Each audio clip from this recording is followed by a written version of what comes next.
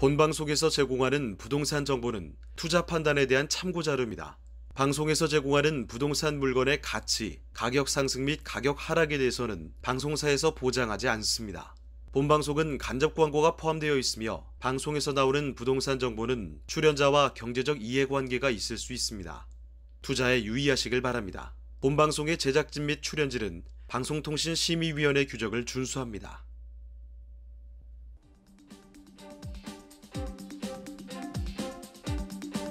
안녕하십니까. 월간 부동산의 진행을 맡은 박성규입니다. 치열했던 지난 20대 대선, 부동산 시장에서는 그 열기가 아직까지 지속되고 있습니다. 새로운 정부가 출범을 앞둔 가운데 규제 완화에 대한 기대감이 점차 커지고 있는 상황인데요. 이는 지표에서도 드러나고 있습니다.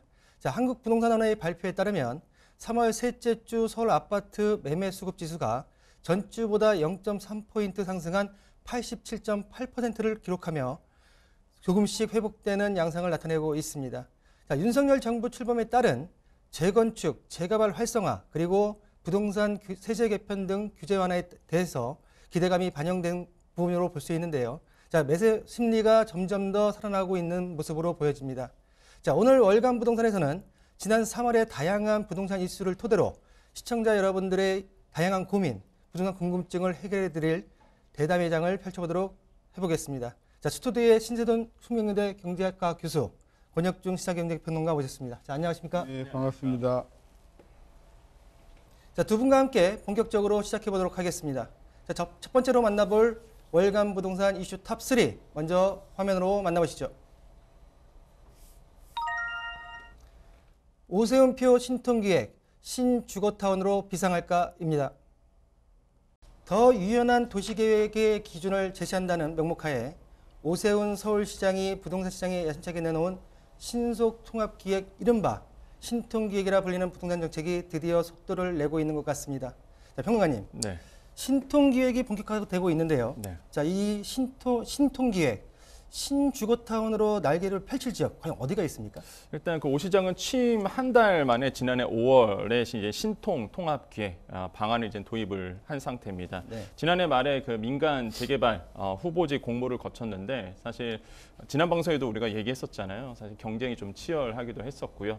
거기에서 이제는 21곳에 선정을 이제는 됐는데 재개발이 만약에 완료가 된다 그러면은 한 2만 5천호 가구가 새롭게 이제 공급할 예정인데요. 지역을 본다 그러면 가장 뜨거운 곳이 창신동, 이제 숭인동 지역입니다. 그래서 8만 한 4천 가구가 들어오게 되고, 그다음에 청파 2구역에서 8만 3천 가구 정도가 되고요. 그래서 각 구마다 한 곳은 다 지정이 됐다라고 보시면 되겠습니다. 특히 이제 좀 낙후돼 있던 어떤 강서구 쪽도 이제 방화 2구역도 지정이 되면서 사실 이렇게 우리가 신통기획으로 지정된 곳은 지금 분위기가 확 바뀌어 있다. 이런 분위기를 좀 체감할 수 있다라고 말씀을 드립니다. 네. 신통기획에 참여하는 주요 재건축 사업장이 크게 늘면서 참여가 불발된 지역에 대해서 한해서는 노후도가 가속화될 수 있다라는 우려가 좀 퍼지고 있습니다, 교수님. 교수님께서는 어떻게 생각하십니까, 이런 부분에 대해서? 일단은 이번 발표에서 제외가 됐다고 해서 영원히 제외되는 것은 아니거든요. 그렇죠.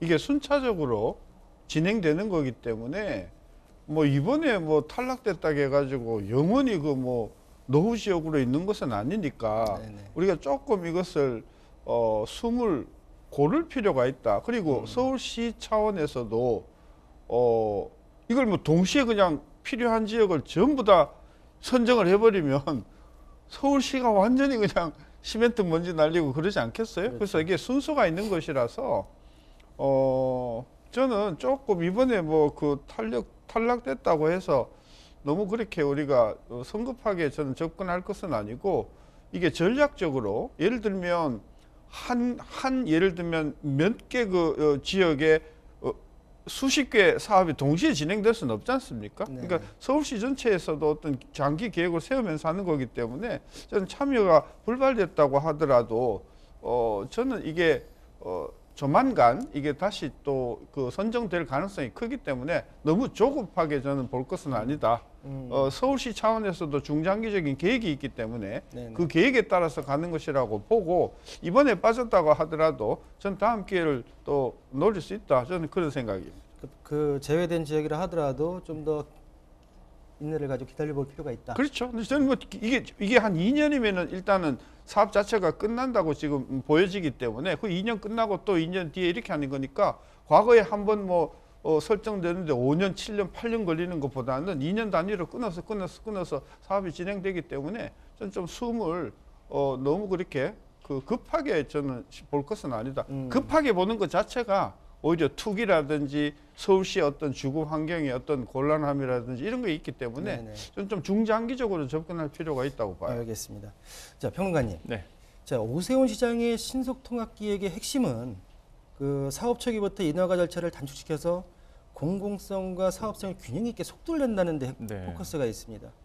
자, 우리 신속통합기획에 대한 그 다른 이름을 민간재개발이라고 부르기도 하는데요. 네네. 자, 그렇다면 지금 정부가 추진하고 있는 공공재개발과의 차이점, 네. 아니, 무엇이 있을지 한번 시청자분께 설명 좀 해주시죠. 일단 가장 큰 차이는요. 이게 민간 주도냐 아니면은 이제 공공 주도냐 이제 좀 차이라고 보시면 되겠습니다. 이제 신속 통합 계획은요. 말씀하신 것처럼 이제 민간 주도 개발에 서울시가 이제 정비 계획 이런 수립 초기부터 관여하면서 이제는 그 계획과 절차를 지원해주는 제도인데 뭐 예를 들어서 도시 계획 결정이 이제 5년에서 한 반 정도 이제 줄어들게 되는 그러다 보니까 굉장히 신속하게 인가 처리가 다 빠르게 진행되는 특징이 있겠고요. 그러다 보니까 5년에서 2년 걸린 이런 사업이 되겠고요. 또 한 가지 공공재개발 같은 경우에는 LH, 뭐 SH 이런 공공이 정비 사업에 이제 참여하면서 낙후 지역의 주거 환경을 개선시키는 작업입니다. 그러다 보니까 사실 이런 인센티브도 주어지게 되는데 뭐 용적률 상향이라든지 인허가 간소화라든지 분양가 상한제 적용 제외 이런 부분들이 인센티브로 들어가게 되고요. 그다음 또 두 번째 차이점을 본다 그러면 공공재개발 같은 경우는 기부 체납을 좀 해야 되는 부분이 있겠죠. 이렇게 용적률의 절반 이상 가까이를 공공으로 이제는 임대로 이제는 기부 체납을 해야 되는데 뭐 서울시가 조례를 통해서 이걸 좀 줄이긴 했습니다. 임대비를 한 40%까지 줄이긴 했지만 그래도 이제는 조금 관심이 많은 지역 같은 경우에는 오히려 이런 임대 비율 때문에 사실 반대하는 지역도 나오기도 했었고요. 세 번째로는 신통기획은 공공재개발보다 반대로 본다면 분담금이 좀 많습니다. 그러니까 이것도 또 반대인데 오히려 이제는 조금 더 낙후되어 있고 그다음에 분담금을 낼 수 없는 원주민들이 많다. 이런 부분은 오히려 신통기획보다 공공재개발을 더 선호하는 분위기도 있거든요. 그래서 이러한 차이점들이 이제 신통과 공공재개발의 가장 큰 차이다라고 말씀을 드립니다. 우리 그 시청자분들이 이해하시기에 네. 공공이 들어갔을 경우와 또 민간이 들어갔을 때 느낌이 좀 많이 틀리거든요. 맞습니다. 그럼 어느 쪽으로 한쪽이 더 우월하다, 네. 한쪽만 좋다라고 말하기는 좀 어렵죠. 어려운 거겠네요. 네네. 자, 알겠습니다. 자, 사실 신통 기획 같은 경우에는 신속하게 처리돼야 하는 절차를 좀 가지고 있는데요. 자, 몇몇 단지들 같은 경우에는 안전진단 완료까지 한 단계만 남겨두고도 아직까지 하염없이 기다리는 지역들이 있습니다. 자, 교수님. 네.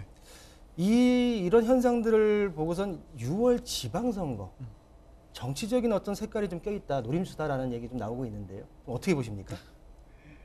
저는 그 정치적인 그 고려가 개입이 되었다고 보기는 저는 어렵다고 봐요. 네. 네. 그러니까 이게 이제 이게 아주 긴 사업이잖아요. 물론 단위로 끊어서 보면 이번에 21개지만 이번에 지원 지구만 보더라도 102곳이 참여해가지고 21곳이 선정됐으니까 80여 곳은 이제 추후로 이제 또 될 것을 기다리고 있는 거잖아요. 그런 차원에서 저는 이것을 뭐 선거를 앞두고 지방선거를 앞두고 이게 뭐 어떤 꼼수가 개입됐다고 보는 것은 좀 지나친 억측이라고 보고요.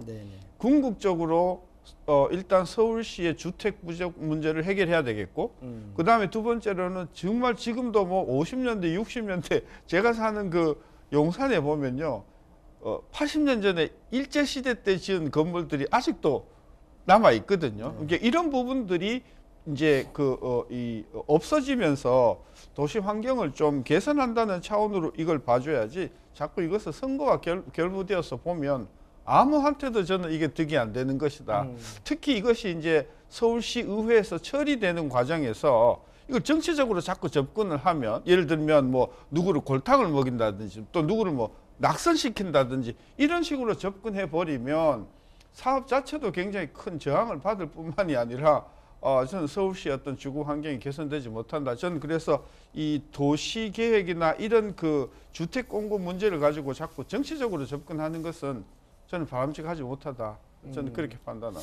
자, 우리 교수님께서는 일단 정치적인 색깔과는 좀 그 거리를 둬야 된다라는 말씀하셨는데, 네. 자 오세훈표 신통기획 준비 작업이 과연 6월 지방선거 이후로 밀릴 가능성 없다고 보십니까? 저는 있다고 보여집니다. 왜 네. 그러냐면 사실 그러니까 시장 일각에서는 사실 이게 민주당이 도와주지 않는다라는 사실 그렇죠. 일각의 시각이 있거든요. 왜 그러냐면 민주당 같은 경우는 서울시 의원 110명 중에서 99명이 네. 민주당 소속입니다. 근데 신통기획이라는 것이 아까도 말씀드렸지만 개정 조례안을 통해서 뭐 건축, 교통, 환경, 통합심의가 이제 개정이 좀 돼야 되는 부분이 있습니다. 근데 만약에 민주당 의회, 그러니까 민주당이 차지하고 있는 서울시 의회가 개정 조례안을 통과시키지 않으면 사실 뭐 아무리 서울시가 진행하고 싶어도 진행이 안 되는 부분이거든요, 구조적으로. 그러다 보니까 지금 이제 공공재개발과 신통기획과 이게 비슷한 사업이기도 하고 또 많은 원주민들이 또 서울시 시민들이 관심 있는 사업인데 사실 지금까지 흥행 스코어로 본다 그러면 신통기획이 사실 판정승을 거뒀죠, 사실. 그렇죠. 예, 그 정도로 많은 또 인기를 얻었었고 관심도 많고 그러다 보니까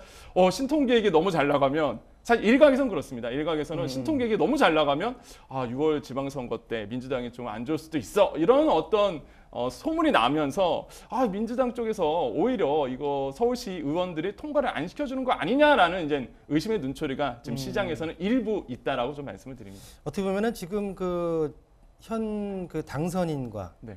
현재 지금 국회와의 어떤 그런 축소판 맞습니다. 모양새로 볼 수 있겠죠. 네네. 자, 알겠습니다. 자, 이 가운데 앞서 얘기 나눴던 신통기획에서 탈락한 곳은 모아타운에 신청할 수 없다는 내용이 공모를 했던 각 지역들의 주민들을 안타깝게 하고 있습니다. 자, 지자체 추천을 받아 서울시 심사에 올렸던 지역 중에서 탈락한 지역만 모아 모아타운 공모를 제한한다는 방침이 지역 주민들을 혼란스럽게 한 모습인데요. 자, 교수님, 네. 서울시의 이러한 기준, 시장의 분위기 어떻게 생각하십니까? 일단 제가 아는 한이 모아타운은 규모가 조금 작은 것 같아요. 다른 네네. 그 사업의 신통기획에 비해서. 그러니까 규모가 일단 굉장히 작은 지역이니까 저는 그 장점이 있다고 봐요. 그러니까 너무 커버리면 너무 큰 것에 따르는 어떤 그런 부작용도 있기 때문에 네. 저는 모아타운도 그 지역 특성상 소규모지만 개발해야 할 필요가 있기 때문에 저는 이 부분이 굉장히 관심이 가는데 신통기획의 탈락자를 여기서 배제한다는 건 저는 좀 생뚱맞다고 봅니다. 따라서 그 신통기획은 신통기획대로 선정을 하고 그리고 아까도 잠깐 말씀드렸지만 100곳 이상이 신청해가지고 20곳 정도가 이번에 채택이 됐으면 네. 80곳에 대한 수요도 있다는 차원에서 서울시는 추후로 이 수요를 충족시켜 줄 수 있는 비전을 저는 제시해 줘야 된다고 봅니다. 그래서 신통기획 예를 들면 1차, 신통기획 2차, 신통기획 3차 앞으로 꾸준히 이 정책을 실시할 것이니까 너무 초조하게 생각하지 마시라는 안심을 줄 필요가 있고 또 규모가 조금 작은 모아타운의 경우에도 신통기획에 설사 떨어졌다고 하더라도 그 지역의 어떤 특성상 좀 필요한 사업의 경우에는 좀 배제하는 것은 저는 왜 배제해야 되는지 좀 그 근거를 저는 이해가 안 됩니다. 저는 그래서 알겠습니다. 배제하는 것은 별로 바람직하지 못하다 생각이 제가 역으로 드네요. 지금 신통기획에서 모아타운과 모아주택의 어떤 현황보다는 네. 부작용에 대해서 좀 말씀을 좀 먼저 여쭤봤고요. 네네. 자, 그럼 이 측면에서 지금 첫 공모에 14개 다치고 30곳 정도가 몰리면서 개발의 기대를 좀 모았는데 모아타운이 네. 모아타운, 모아주택, 네. 현황 네. 한번 자세하게 짚어주시죠. 일단 아까 말씀하신 것처럼 모아타운 공모 실시를 했는데 이게 14개 자치구에서 모두 한 30곳이 이제 참여를 했습니다. 그래서 사실 흥행 부분에서는 굉장히 잘 되고 있다라고 좀 생각을 해보겠는데요. 일단 모아타운을 이해하기 위해서는 모아주택을 좀 이해해야 되겠죠. 그러니까 모아주택 같은 경우에는 뭐 다가구, 다세대 주택이 이제 막 밀집되어 있는 이런 것들을 사실 지분 구조가 워낙 많다 보니까 사실 개발이 안 돼요. 근데 계속 낙후될 수밖에 없거든요. 그 지역들. 그래서 이제는 이제 시가 나서서 이런 것들을 모아서 한마디로 이제는 소규모로 단지를 구축을 하고 이러한 어떤 모아 주택을 또 한 번 모아서 10만 제곱미터 이하로 또 재개발 들어가는 게 이제 모아 타운 사업인데 그러다 보니까 사실 저는 굉장히 현실적인 방안이다 저는 생각을 합니다. 그래서 굉장히 서울시 중에서도 이제 낙후돼 있는 지역이 있어요. 사실 동대문 쪽 가둬도 그렇죠. 굉장히 낙후된 지역이 있는데 거기는 지분이 워낙 나눠져 있어서 개발을 하고 싶어도 계속 이해 관계가 안 맞아갖고 개발이 못 들어간 거가 많거든요. 이런 것을 이런 모아 주택이라든지 모아 타운으로 묶어서 관리한다는 거는 굉장히 현실적인 아이디어 차원에서 나온 좋은 개발 사업이다라고 저는 생각을 해봅니다. 네. 자, 두 분의 말씀 잘 들어봤고요. 첫 번째 주제로 오세훈표 신속통합기획의 전망에 대해서 전반적으로 살펴봤습니다.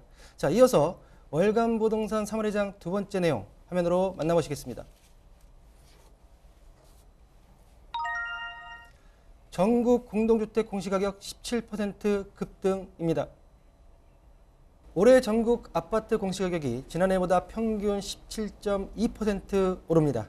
자, 지난해보다 상승폭이 다소 줄었지만 2007년과 지난해에 이어 역대 세 번째 상승률을 기록했는데요.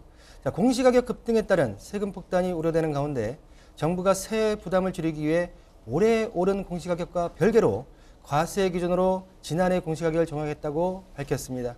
자, 교수님과 평론가님한테 공통적으로 한번 질문을 드리겠습니다.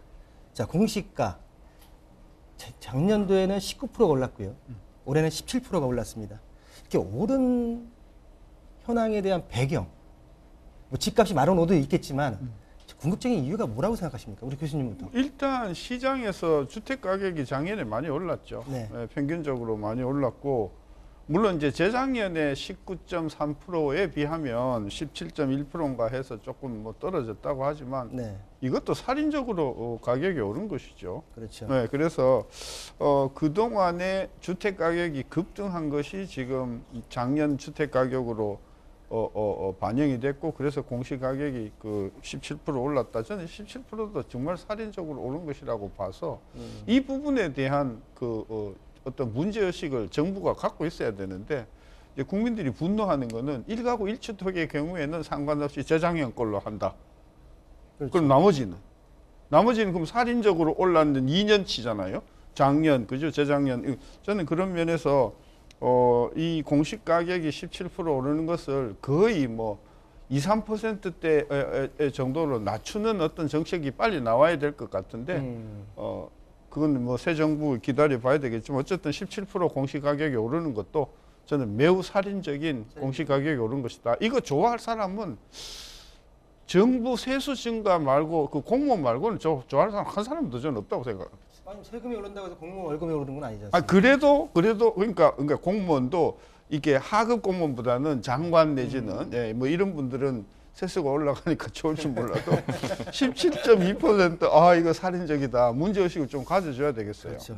자, 서울 지금 평균치가 17.2%예요. 네네. 서울이 14%, 네. 경기권이 23%, 네. 최고는 인천이 29%가 올랐어요. 세종은 뭐 80% 갖고. 자, 이런 어떤 전반적으로 17.2%에 대한 급등, 네. 우리 평론가님은 어떻게 생각하십니까? 저는 정말로 말씀하신 것처럼 동의하거든요. 저도 네. 사실 이게 공시가 본다 그러면 2021년부터 올랐잖아요. 그 두 자릿수로 오르면서 이제 22년 공시가도 그렇게 또 두 자릿수로 오르다 보니까 뭐 실각에서는 그래서 이 시장에서는 2020년으로 회귀해야 되는 거 아니냐 이렇게 얘기할 정도로 사실 공시가가 많이 오르게 됐는데, 저는 그 원인에는 물론 뭐 집값 오른 것도 있겠지만은 부동산 공시가격 현실화를 로드맵이 사실 2020년부터 이제 진행되고 있습니다. 그래서 이 현실화율을 건드리지 않는 이상은 사실 뭐 방법은 없다라고 생각을 해보겠거든요. 그래서 지금 매년 3%씩 오르도록 되어 있잖아요. 그래서 네네. 2030년까지 이제는 현실화율, 그러니까 90%까지 올리게 되는데, 이거 로드맵 건드리지 않는 이상은 계속 오르게 됩니다. 그러면은 지금 시장에선 분위기가 안 좋으니까 지금 정부도 바뀌었잖아요. 그래서 뉘앙스가 좀 바뀌었어요. 국토부 뉘앙스가 얼마 전에 이제 인수위 보고하면서 이제 보고했을 때 뉘앙스가 어떻게 바뀌었냐면, 이게 너무 경직돼 있으니까 이것에 대해서 이제 공청회라든지 의견 청취를 거쳐서 일정 부분 보완해 갈 수 있다라고 이렇게 얘기를 했거든요. 무슨 얘기냐면 그 전까지는 현실화율 90% 그대로 갈 거야 이런 뉘앙스였다면 지금은 보완할 수 있어, 수정할 수 있어라고 했기 때문에 뭐 내년 또 기대해 봐야 되겠죠. 그래서 과연 이 공시가가 어느 정도 조절이 될지. 예, 그래서 이 로드맵을 건드리지 않는 이상은 사실 이게 공시가는 계속 오를 수밖에 없다. 로드맵을 건들지 않는 이상은 계속 오를 수밖에 없다. 네네. 이제 지금 자 1가구 1주택의 세부담을 줄이기 위해서 공시가격을 2021년도 공시가격을 활용한다고 했습니다. 네네. 자 1주택자들 네. 보유세가 사실상 동결되는 얼마만큼의 어떤 그 금액적으로 혜택을 볼 수 있나요?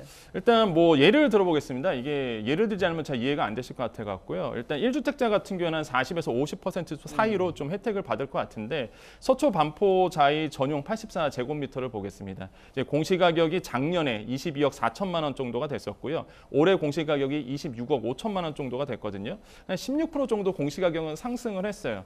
그러면 보유세 본다 그러면은 그 작년 공시가격 적용이 되면 한 1,700만 원 정도가 되고요. 올해 만약에 공시가격으로 한다 그러면은 한 2,400만 원 정도 되거든요. 다행히 작년 1가구 1주택이니까 작년 공시가격으로 한다고 했잖아요. 그렇게 되면은 세이브 되는 게 한 46%는 좀 46%. 절감, 효과가 있고요. 그다음에 11억 1주택자는 더 혜택이 좀 큽니다. 왜 그러냐면 작년 공시가가 11억이고요. 만약에 올해 공시가로 본다 그러면 한 12억 5천만 원 정도가 되는데 이분도 이제 1가구 1주택이니까 만약에 작년 공시가격 그대로 이제 간다 그러면 일단 무엇보다 종부세가 빵원이 되잖아요. 11억이다 보니까 공제를 받으니까. 그러면 이제는 뭐 이렇게 작년 같은 수준, 재산세는 작년 같은 비슷한 수준으로 가고 종부세가 0원이 돼버리니까 11억 공시가격 작년 기준으로 받는 분들은 오히려 더 큰 혜택을 한 100만 원 정도 세이브를 할 수 있거든요. 그래서 이런 부분이 좋은데 이거는 교수님 말씀하신 것처럼 1가구 1주택만 해당하는 그렇죠. 거지. 사실 다주택자는 전혀. 네, 그 부분은 제가 네. 따로 여쭤볼 테니까요. 일단 지금 뭐 전반적으로 1주택자가 보유세, 종부세에 대한 어떤 금액적으로 어느 정도 혜택을 볼 수 있는지 답을 찾았고. 네네. 자 교수님, 정부에서 발표한 것과 달리 지금 현재 윤 당선인 같은 경우에는 2021년도가 아니라 2020년도 2년 전으로 회귀해가지고 공시가격으로 재산세와 보유세를 동결 카드를 공약으로 발표했습니다. 그 발표에 대한 공약, 이행 가능성이 있을지 어떻게 보십니까? 저는 반반이라고 봐요. 반반이요? 왜 반반이라고 보냐 하면 공약만 놓고 보면 가능성 한 70~80% 되죠. 대통령 당선인께서 굉장히 강력한 의지를 표명하셨지만 근데 그렇게 했을 경우에 이게 주택 가격이 또 들썩거릴 가능성이 있거든요. 그래서 인수위원회에서는 그 공약을 반영하면서도 주택 시장의 안정이 저는 하반기에 가장 큰 관건이라고 생각해요. 여태껏 우리 네. 주택 시장이 새 대통령이 들어오면 대폭 바뀔 거라고 생각을 하고 지금 벼르고 있는데 지금 그게 잠재적으로 주택 가격을 굉장히 불안시킬 가능성이 있거든요. 그런 면에서 저는 그 반반이라고 보는 건데 어쨌든 긍정적으로 다주택자를 포함해서 주택 관련 보유세를 낮추는 방향으로 뭔가 저는 그 인수위원회에서 대책이 나올 거다. 저는 그걸 기대를 한번 해보는 거고요. 그 다음에 이 차제에 우리 공시가격에 대해서 저 하나 제안을 하고 싶어요. 뭐냐면 이게 작년의 공시가격을 금년에 적용을 하는 거잖아요. 그렇죠. 근데 작년의 가격이라는 게 들쭉날쭉 할 수가 있지 않습니까? 그래서 대부분의 선진국 같은 경우에는 지난 3년의 상승률의 평균 뭐 이렇게 적용을 한단 말이에요. 그러니까 많이 올라도 이게 3년 이동 평균을 해버리니까 들어오는 셈이 되겠죠. 그렇죠? 그래서 지난 3년의 가격의 평균치에 대비해서 공시가격을 상승시키는 이 조치가 저는 필요하다고 보고요. 네. 그다음에 반영 비율도 지금 60%인데 매년 예를 들면 뭐 3%포인트씩 올려갖고 10년 뒤에 뭐 90%까지 간다는 건데 저는 그것도 너무 과도하다고 생각해요. 그러니까 공시가격 올라가는 데다가 반영 비율까지 올라가면 국민들이 부담을 저는 감당을 못 하거든요. 저는 그런 면에서 첫째 공시가격도 지난 3년 또는 지난 5년 평균 상승률을 적용하는 것. 그다음에 반영 비율도 저는 60% 선에서 그냥 동결하는 게 좋지 저렇게 의욕적으로 뭐 90%까지 간다? 저는 그것은 국민들은 너무 세부담을 키우는 일이다. 저는 그래서 그 두 가지 제안하고 싶어요. 알겠습니다. 일단 제안 내용을 우리 그 인수위 쪽에서도 좀 심도 있게 좀 반영을 할 수 있는 방법을 찾았으면 좋겠다라는 좀 제 개인적인 의견 좀 말씀 좀 드리겠고요. 자, 이 가운데 대출 이야기를 한번 빼놓을 수가 없을 것 같습니다. 첫 달만 해도 대출 이용자들을 벌벌 떨게 했던 금융당국의 가계대출 총량 규제가 사실상 중단됐습니다. 현재. 네. 자, 금융권에 관심은 윤석열 당선인의 대출 규제 공약이 정부 정책에 어떻게 반영될지가 지금 관심이 쏠리고 있는 상황인데요. 자, 윤 당선인의 인수위 가계대출 총량 관리 폐지 검토가 과연 시장에 어떻게 영향을 미칠지 우리 네. 평론가님 말씀해 주시죠. 일단 지금 아까 말씀하신 것처럼 사실상 이제 중단된 상태죠. 총량 관리는. 왜 그러냐면 올해 이제는 총량 증가 목표를 4에서 5%로 잡았는데 지금 시장에서는요. 대출을 안 하다 보니까 지금 뭐 월간 대출 증가액이 한 7조 원 가량이 남아 있는 상태에서 오히려 따져보니까 2달간 9천억 원 정도가 오히려 더 줄어들었습니다. 대출이. 그래서 이제 DSR 규제 때문에 아무래도 강력한 시장 규제가 있기 때문에 사실 오히려 대출을 못 받게 되는 케이스가 있어서 사실 유명무실해졌죠. 지금 총량제 같은 경우가. 그래서 지금 이제 윤석열 당선인이 갖고 나왔던 이런 공약들에 대해서 이제 관심을 가질 수밖에 없는데 뭐 LTV 70%로 그다음에 생애주택은 80%까지 높여준다. 근데 이미 방송에서 여러 번 말씀드렸지만 DSR에 대해서는 뭐 공약에서 담아내지가 않았습니다. 공약집에. 그래서 지금 시각에서는 이런 그 DSR 규제도 3단계가 이제 7월부터 적용이 되잖아요. 이걸 좀 완화하는 내용이 이제 곧 나오지 않겠느냐라고 이제 시장에서는 조심스럽게 예상을 하고 있고요. 그럼 DSR 규제에 대해서 만약에 완화 조치가 나온다 그러면 뭐 청년이라든지 이제 청년 세대를 위한 뭐 별도의 규제, 별도의 어떤 정책들을 또 나올 수 있다. 이렇게 좀 시장에선 기대를 하고 있고요. 어쨌든 간에 이제 총량 규제는 사실상 은행권에서도 구조적으로 지금 거의 유명무실한 상태입니다. 그래서 아마 대출 완화 정책은 조만간 더 한번 나오지 않을까 생각을 해봅니다. 자, 교수님. LTV 우리 평론가도 얘기했지만 LTV에서 70% 80%까지 공약이 나왔었습니다. 근데 DSR 같은 경우에는 현재 지금 인수위에서 완화를 할 수도 있다. 검토한 내용이 없다. 지금 업자가 나가고 있는데요. 실질적으로 공급을 뭐 다주택자 양도세 완화 등등 해서 중과 완화 등등 해서 공급을 했을 때 특히 매수인들이 들어갈 수 있는 여력을 만들려면 대출이 어느 정도 좀 풀려야 되지 않겠습니까? 그렇죠. DSR 같은 경우에 지금 현재로서는 아직 예견치만 나와 있는데 이 DSR과 LTV 특히 DSR을 풀었을 때의 우려점, 기대할 만한 볼 만한 점이 어떤 게 있을까요? 일단은 그 LTV가 됐든 DSR을 풀면 자금 여유가 없는 사람들도 주택 시장의 수요자로 참여할 수 있을 테니까 네. 주택 가격이 굉장히 불안해진다는 그런 문제점이 있는 거죠.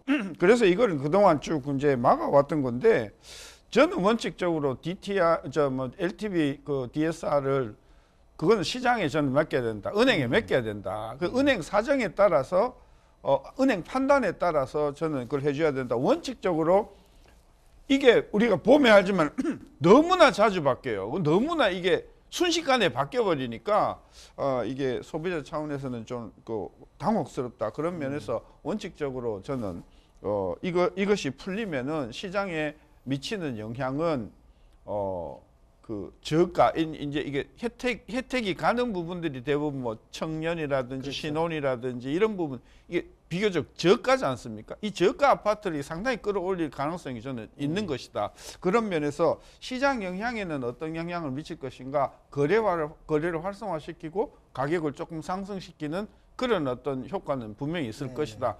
그럼 그걸 잡으려면 어찌해야 되냐? 저는 그 이자율을 빨리 실세화 시켜줘서 이 주택 가격이 정상화되도록 하는 것이 저는 필요하다. 그래서 총량 규제가 이게 뭐 대출 총액이든 아니면 뭐 DTI든 DSR이든 또는 LTV든 이걸 너무 그동안 정부가 간섭을 많이 해왔다. 그런 면에서 이걸 상식선으로 저는 시장에 그냥 냅두는 것이 저는 바람직한 정책이라고 봐요. 예전에 우리 그 교수님께서 제가 다른 어떤 언론 기사에서 뵀을 때 그 국회 통과 없이 대통령령으로 할 수 있는 내용을 한번 들은 적이 있어요. 네. 제가 그걸 좀 체크를 해봤는데 지금 그 내용하고 이어졌는데 네. 우리가 지금 대출 규제 완화도 국회 통과 없이 진행할 수 있고요.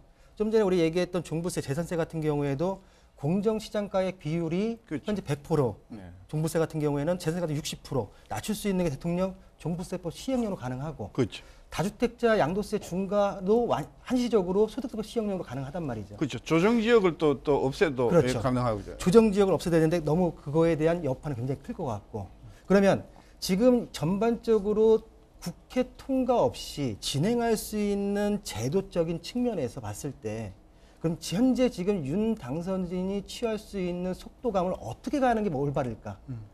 한번 그 부분을 한번 저번 때 우리 조정 대상 지역을 전부 다 푸는 게 맞는 건지 아니면 지금 하나씩 대출 아니면 종부세 등등 개별적으로 가는 게 맞는 건지 그거에 대해 어떻게 생각하십니까?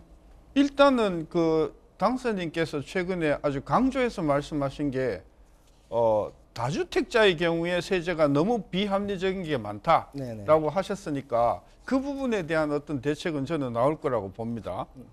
그게 그리고 조정지역도 그냥 순식간에 다 없애버리는 게 아니라 조정지역을 아주 극도로 줄여서 그 조정지역을 발표하면 되는 거거든요. 네. 이제 그런 면에서 행정령, 즉 대통령령만으로도 저는 상당 부분 주택 그 관련 그 보유세를 줄일 수 있는 네. 그런 여지가 저는 많다고 봐서 다만 걱정하는 거는 그렇게 했을 경우에 주택 가격이 급등하지 않겠는가 이게 지금 좀 걱정이 그렇죠. 되어서 아마 저 속도는 조금 저는 좀 이렇게 낮춰 갈 거라고 보는데 금년 그리고 내년에 걸쳐서 상당히 실질적으로 주택 그 보유세 관련 그동안에 중과됐던 부분에 대한 부담을 덜어주는 대책이 저는 순차적으로 나오지 않는가 저는 그렇게 봅니다. 제가 질문의 요점을 우리 교수님께서 정확하게 말씀해 주셨는데요. 네네.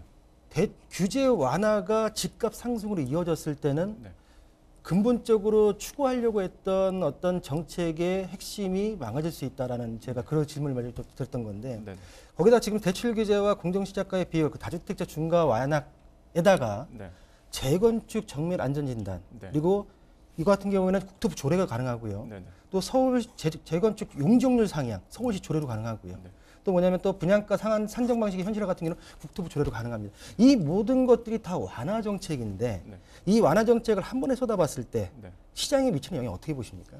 그러니까 저는 이제 대출 규제가 풀리지 않는 이상은 아무리 뭐 조례를 풀고 시장 규제를 푼다 하더라도 사실 지금 이제 사실 대출을 못 받는 이유는 금리 자체가 이제는 지금 한 6%, 7%까지 이제 담보대출 상품이 나온 상태라서 사실 시장 참여자들은 사실 고금리로 받기에 좀 부담스러운 분들이 있어요. 네. 그래서 이런 과거와 다르게 이제 금리 인상기가 있기 때문에 이런 거시적인 환경이 풀리지 않는 이상은 사실 말 그대로 교수님 말씀처럼 시장에 풀어도 살 사람은 들어가는 거고요.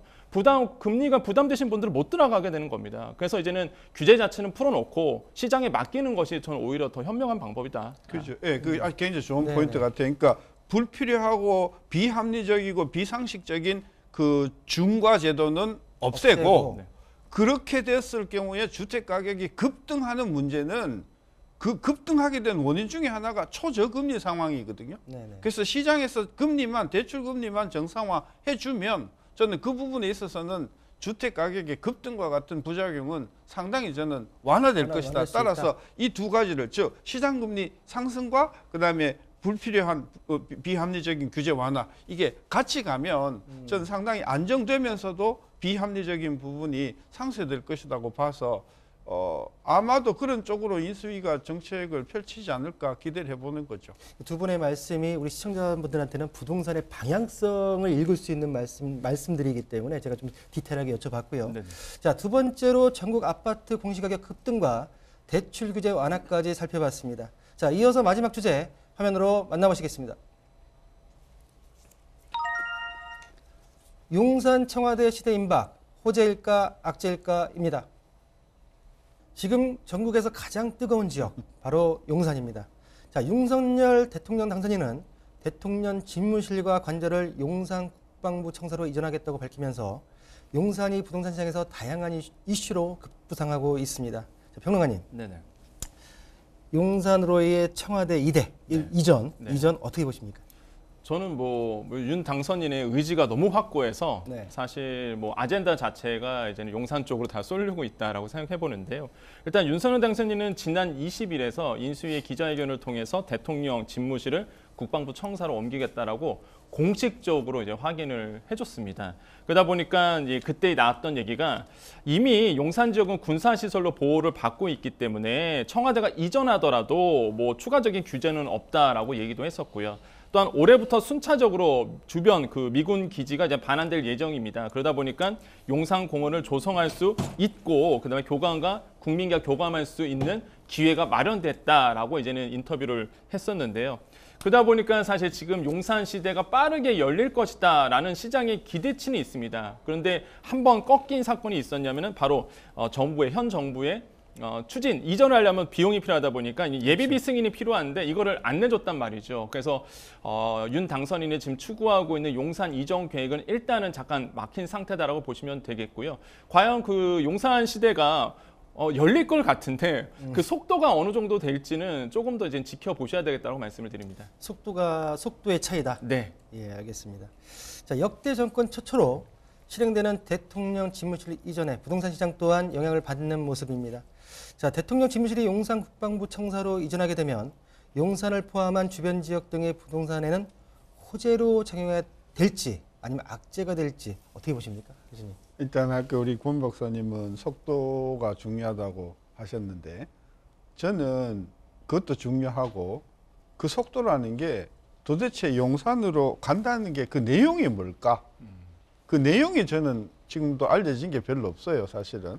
그래서 그 내용이 어떻게 되는 것일까 하는 것이 굉장히 중요하다고 보고요.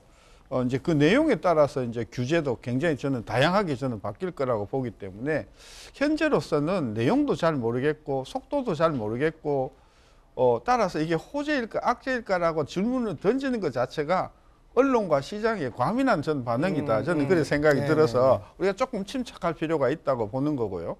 그 다음에 이제 그 용산에는 아시다시피 그 미군 부지가 이제 떠나면서 광대한 공원 부지가 지금 조성이 되는 축이 하나 있고 또 하나는 이제 한강변에 이제 또 뭐 국제도시라 그래가지고 거대한 프로젝트가 생겼다 말았다 하면서 그렇죠. 용산이 그 여러 가지로 그 다양한 그 뭐 재료가 있지 않습니까? 저는 그래서 그 이게 호재인가 악재인가라고 하는 내용은 그 청와대가 어떤 규모로 어떤 기능으로 어떻게 가느냐에 따라서 저는 호재인가 악재인가가 달라질 수 있고 그 다음에 그 호재 악재도 용산도 그 청와대 가려고 하는 청와대 북은 아주 가까운 지역하고 네. 저것이 아주 멀리 마포 쪽에 사는 사람하고는 스토리가 저는 매우 달라서 이걸 꼭 집어가지고 호재다 꼭 집어가서 악재다 저는 케이스 바이 케이스로 매우 다를 거기 때문에 제발 우리 저 투자하시는 분들 야 이게 호재다고 생각하고 미리 투기에 참여하지 마시고 좀 더 긴 안목으로 들여다볼 필요가 있다. 저는 그런 생각이 들어요. 개인적으로 한번 질문 드리겠습니다. 네. 아까 말씀하신 대로 용산 구민이신데 네. 구민으로서 청와대가 용산구로 이전하는 거에 대해서는 어떻게 생각하십니까? 저는 아무래도 교통이 불편하지 않을까요? 교통이. 네.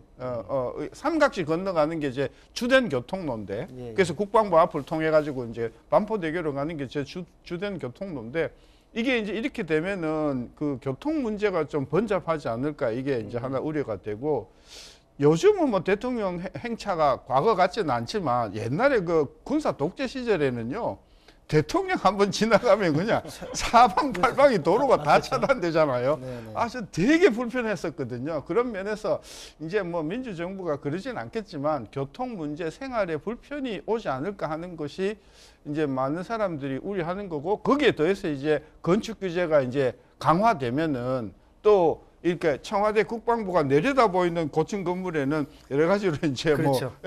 이게 안보적인 어떤 그런 것들이 조치가 가해질 것이니까 저는 뭐 거기에 살지 않지만은 상당 부분 불편하다고 느끼는 사람이 저는 있을 것 같아요. 네. 자, 우리 교수님은 개인적으로도 좀 불편할 것 같다. 네네. 라는 말씀하셨는데 네. 일단 지금 윤석열 당선인 같은 경우에는 추가 규제는 없다라고 네. 못을 박았어요. 네네. 그러면 주변에 용산 지역에 규제 없으면 들어오셔도 됩니다라고 하는 또 반기는 분들도 굉장히 많단 말이죠. 네네네. 그럼 그분들한테는 전반적으로 호재일까요, 악재일까요? 또한 네. 주변의 개발, 청와대가 들어오면서 주변에 그간 지지부진했던 개발에 있어서는 얼마만큼의 탄력을 받을지 어떻게 생각하십니까? 그러니까 저도 이제 서울시 시민으로서 예, 용산구는 아니지만 사실 객관적인 3자 입장으로 본다 그러면 지금 시장의 흐름을 조금 볼 필요가 있겠습니다. 그래서 지금 시장 같은 경우에는 이제는 악재와 호재가 좀 나눠져 있긴 해요. 사실 이게 투자하는 입장에서도 그렇고요. 서울 국방부 청사가 있는 용산로 일가 같은 경우는 예전 때부터 재개발이 계획돼 있었고요. 특히 이제는 삼강맨션 특별 구역이죠. 이쪽에서는 조금 기대를 많이 했었는데 말씀하신 것처럼 이제 규제가 없을 수는 없잖아요, 사실. 그러다 그렇죠. 보니까 이쪽은 사실 좀 악재로 시장에서는 좀 평가를 받고 있고 반대로 이제는 금방 교수님께서 말씀하신 것처럼 그 국방부 청사 이외에 있는 이촌동이라든지 아니면 한남동 쪽은 굉장히 좀 기대를 많이 하고 있는 분위기입니다. 왜 그러냐면 뭐 아까도 잠깐 나왔지만은 정말 센트럴파크처럼 엄청난 공원 부지가 생긴단 말이죠. 근데 기대를 하고 있는데 계속적으로 이게 지지부진했었어요. 근데 이제는 말 그대로 집무실이 들어온다 그러면 같이 복합 개발이 되기 때문에 뭐 이천동 같은 경우에 뭐 한가람 아파트 같은 케이스도 지금 리모델링으로 뜨겁잖아요. 그렇죠. 그쪽에. 그러니까 리모델링 사업이 좀 더 빨라질 수 있다라고 또 얘기도 나오고 있고요. 그래서 그 근방에 있는 이천동에 있는 아파트들은 굉장히 반기고 있는 분위기가 저는 그냥 체감적으로 많이 느껴집니다. 거기서 사시는 분들 만나봐도 그래서 기대를 많이 하고 있고 특히 이제 한남동 같은 경우는 고급 주택단지 중심으로 근데 사실 아까 말씀하신 것처럼 거기가 생긴다고 해서 사실 이동거리는 아니거든요. 또 이촌동과 한남동 쪽은 이게 불편할 게 좀 없다는 주민들이 계시기 때문에 이쪽은 또 반기고 있고. 하지만은 이제 아까처럼 뭐 그 국방부 청사 인근 지역은 사실 말씀하신 것처럼 교통 문제 때문에 좀 불편해하는 부분들 이런 것들이 좀 정말로 나눠져 있는 것 같습니다. 용산구도. 근데 그 부분은 이제 정부가 용산으로 가는 게 확정되었다고 하면 가능하면 빨리 앞으로 이런 규제는 될 거다. 그리고 그거 이외에는 절대로 규제가 안 될 것이다라는 그 확실한 약속을 그 주변 주민들한테 전 해줘야 된다고 봅니다. 네. 계속해서 어떻게 될지 모르는 상황이 돼버리면 정말 스트레스 받는 일이거든요. 따라서 예를 들면 국방부로 청와대가 옮겨가는 경우에 아까 이야기했지만은 보안상으로 예를 들면은 경비상 예. 어떤 조치가 취해지는지 이런 부분에 대해서는 구체적인 디테일이 아니더라도 이런 규제는 가해지고 그 외의 규제는 없다. 이걸 분명하게 좀 해주면 주민들의 그 피해는 상당히 또 불편함을 저는 줄여줄 수 있을 것이다. 그래서 확실하게 좀 투명한 저는 그런 어떤 조치들을 미리 예고를 해주시는 것이 저는 좋다고 봅니다. 저는 이제 모든 시선이 지금 부동산 시장에 용산에 쏠려 있지 않습니까? 네. 근데 저는 또 용산을 바라보는 어떤 뜨거운 시선도 좋은데 이전이 확실시 되어가고 있잖아요. 그러면 기존의 청와대 주변, 아, 네네네. 청와대 주변을 한번 볼 필요가 있지 않나 생각이 들어요. 부동산 시장에서. 그러면 기존에 이제 용산에 대한 어떤 수혜와 어떤 그 개발 등등 그리고 어떤 반대적인 입장이 나오는데 이전했을 게 기정사실화돼 가지고 청와대 주변, 청와대가 이제 그 국민들 품으로 온다고 하지 않습니까? 청와대뿐만이 아니라 그 주변에 아직 기존에 지금 낙후돼 있던 개발이 덜 돼 있던 지역들의 개발이 이루어지는 거는 그쪽들 주민들 반응은 좀 어떨까요? 지금 시장을 보면은요, 아무래도 이제 불편했던 모습들, 그 다음에 교통이라든지 개발이 묶여 있잖아요. 네. 고도 제한도 있고. 그 다음에 자 그러다 보니까 좀 반기는 분위기는 있는데 사실 지금 투자 관점에서 본다 그러면 아직은 그 지역에 대한 관심은 좀 덜한 것 같다라고 좀 말씀을 드립니다. 물론 뭐 장기적인 투자 관점에서 본다 그러면 그쪽에 있는 청와대 인근 지방 지역도 이제 관심이 둘만 하겠지만은 사실 이게 워낙 정치적 색이 강하다 보니까 또 다음 정부가 또 어떻게 움직일지 모른다는 좀 불안감이 사실 또 있어요. 그렇죠. 그래서 아직은 섣불리 나서기에는 약간 좀 관망서로 가고 있는 분위기를 이제 체감할 수 있다고 생각을 해봅니다. 거기다가 그 지역에 역사 유적들이 많잖아요. 그렇죠. 그죠? 그리고 아주 정책적으로 보호하는 어떤 그런 한옥주택이 밀집해 있는 지역이잖아요. 그러니까 네네. 청와대가 옮겨간다고 하더라도 거기에 뭐 40층짜리가 아파트가 들어올 그렇게 개발될 이유는 저는 하나도 없기 때문에 그리고 거기에 사시는 주민들이 굉장히 오랫동안 그 지역을 사는 분들이기 때문에 이분들은 뭐 가격이 올라가지고 큰 돈을 벌겠다는 생각 저는 별로 없다. 그러니까 주거 환경이 좀 더 편해지고 그다음에 어떤 그동안에 대통령이 계심으로 해서 생겼던 여러 가지 불편함이 해소됨으로써 생활 공간이 좀 품질이 좋아진다. 이걸 바라는 거지. 여기가 무슨 뭐 용산이 국제도시처럼 투자에 대박이 된다. 저는 이럴 가능성은 없다고 보기 때문에 조용하고 차분하게 대한민국의 최고의 주택지, 최고의 주거지로 바꾸는 그런 서서한 작업이 저는 진행될 거라고 보기 것이다. 때문에 여기가 무슨 뭐 투자의 큰 호기가 될 것이라고 생각하기는 어려운데요. 알겠습니다. 일단 우리가 용산도 봤고 청와대 주변까지도 한번 살펴봤습니다. 자, 이번 대선이 부동산에 의해서 부동산을 위해 치러진 선거였다는 평가가 여론이 지배적입니다. 자, 윤석열 당선인의 첫 공약 이행인 청와대 이전부터 말이 많습니다. 자, 앞선 주제에서도 언급했던 대출 규제 등부터 본인의 색깔을 보이려는 윤석열 당선인인데요. 자, 지금까지의 행보를 관찰해 보면 향후 어떤 정책으로 시장을 움직일지 부동산 측면에서 평가하신다면 어떤 말씀을 해주시고 싶으신지 한번 두 분의 의견을 들어보도록 하겠습니다. 자, 우리 평론가님부터 말씀 들어볼게요. 그러니까 너무 앞서가면 안 된다라는 생각을 해보겠거든요. 사실 이제 장기적인 관점으로 공약을 이행해야 됩니다. 근데 너무 지금 용산에 대한 아젠다 쪽으로 너무 쏠리다 보니까 오히려 이제는 시민들이라든지 국민들의 반발 심리가 생기면서 용산 개발 자체가 자칫 사실 더 딜레이될 수 있다는 불안감도 나오거든요. 용산은요 지금 계속 앞두고 있습니다. 국제 업무지구 개발 사업도 있죠. 용산 공원도 있죠. 그다음에 용산역 신사역을 잇는 신분당선 또 사실 연장이 되죠. GTX A 노선, 그다음에 B 노선까지 정말 굵직한 사업들이 계속 예고돼 있는데 이게 너무 신속하게 그다음에 너무 앞서서 국민보다 앞서서 나가면 오히려 반발 심리 때문에 될 것도 안 된다는 게 사실 지금 분위기거든요. 그래서 너무 속도를 내실 필요는 없다. 어차피 그 국정 철학을 담아낸 곳이 이제 용산이기 때문에 그 임기 동안만 이제 사실 공약을 이행하면 되는 부분이 있습니다. 그렇기 때문에 너무 앞서가진 않았으면 좋겠다는 생각을 해봅니다. 네, 앞서가지 않았으면 좋겠다. 부동산 정책을 먼저 했으면 좋겠다. 네네. 예, 그런 말씀 좀 이해를 하겠고요. 교수님 어떻게 생각하십니까? 첫째, 지금 그동안 보유세 부담이 너무 컸고 보유세도 다주택자라고 해서 진짜 비헌법적으로 과도한 그 중과세가 됐던 분에 대한 저는 이 혜택은 저는 가장 먼저 나와줘야 될 것이라고 보고요. 그 다음에 두 번째로는 임대차 관련된 여러 가지 좀 무리한 법들은 조만간 저는 좀 수정이 돼야 되겠다. 그 두 번째고요. 그 다음에 세 번째는 주택 관련 대출은 그동안 이렇게 총량으로 이렇게 이게 줄일 게 아니라 핀포인트에서 줄여야 할 것은 줄이고 예를 들면은 고가 주택을 사는 사람한테는 대출을 해주면 안 되죠.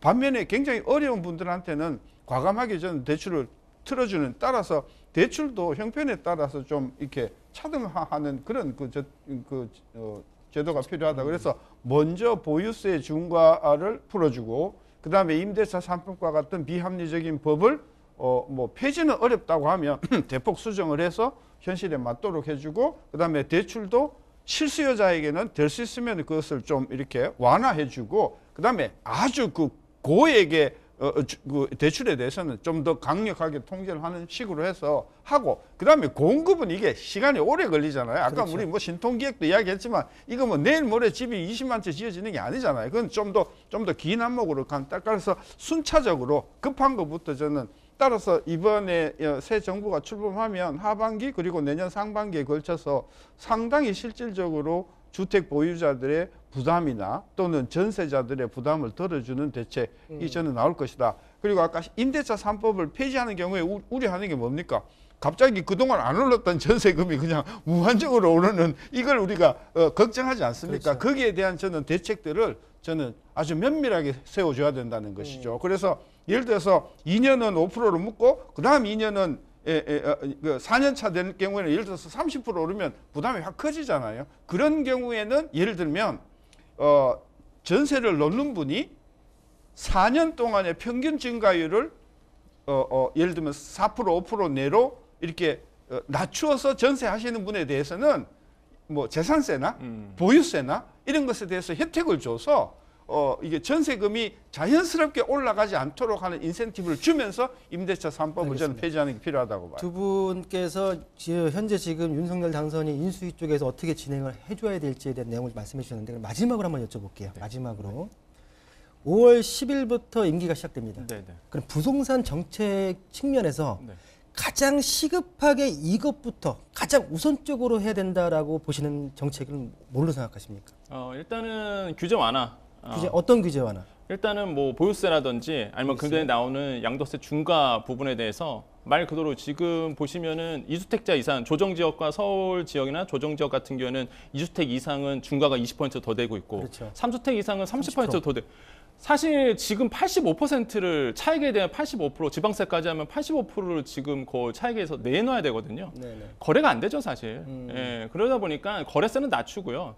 차라리 뭐 보수를 높이든지 좀 거래세를 낮춰서 좀 물꼬를 터주는 역할을 좀 할 필요는 있다. 전반적으로 세제에 대한 얽매여 있던 중과를 빨리 푸는 게 낫다. 그렇죠. 이게 우선적으로. 예, 빨리 풀어줘야 거래가 되면서 뭔가 이렇게 흘러가지. 지금 거래를 꽉 막아놔서 지금 모든 걸 지금 다 꼬인 상태거든요. 그래서 금방 얘기했던 뭐 양도세 중과라든지 이런 거래세 부분을 빨리 풀어줄 필요가 있다고 우리 생각을 해봅니다. 평론가는 지금 세제에 대해서 우리 당선인께서 5월 10일에 임기가 시작되면 일단은 부동산에 얽매여 있는 세제 중과에 대한 것을 완화시킬 필요가 있다라고 말씀하셨는데 동의하십니까? 공감입니다. 저는 공감이고 예, 예. 특히 다주택자에 대한 중과 부분은 저는 하루빨리 저는 풀어주는 게 좋고, 제가 만약에 인수위원회에 들어갔다고 하면 조금 극단적이지만 그동안 너무 많이 네. 내셨으니까 그 많이 내신 것까지 소급해서 크레딧을 줘가지고 진짜 많이 낸 분 내가 많이 봤거든요. 그래서 그거는 어렵다 하더라도 저는 가장 시급한 게 그 다주택자에 대한 중과 부분은 저는 굉장히 그 무리한 부분이 있었다 하는 거 하나고, 그다음에 임대차 3법도 2년 5% 그다음에 4년 그 2x2 계획, 이것은 저는 시장 원칙을 저는 위배되는 것이라고 봐서 그렇게 할 수 있는 인센티브를 주는 제도를 저는 바꿔갔습니다. 두 분의 얘기를 종합해 보게 되면은 일단 3기 신도의 공급 물량의 시기는 늦어지니까 네. 일단은 민간 물량을 빨리 풀기 위해서 가장 핵심 포인트인 다주택자의 중간을 먼저 풀어서 공급 민간 물량을 일단 시장에 내놓자라고 하는 게 두 분께서 우리 당선인께 당부하는 일단은 말씀으로 저희 이해를 하겠습니다.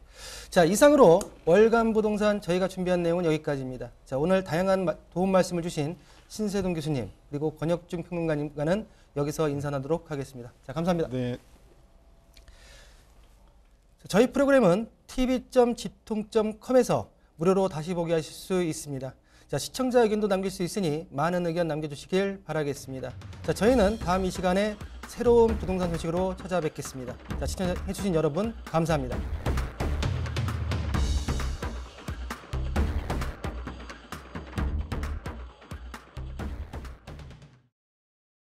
본방송에서 제공하는 부동산 정보는 투자 판단에 대한 참고 자료입니다. 방송에서 제공하는 부동산 물건의 가치, 가격 상승 및 가격 하락에 대해서는 방송사에서 보장하지 않습니다.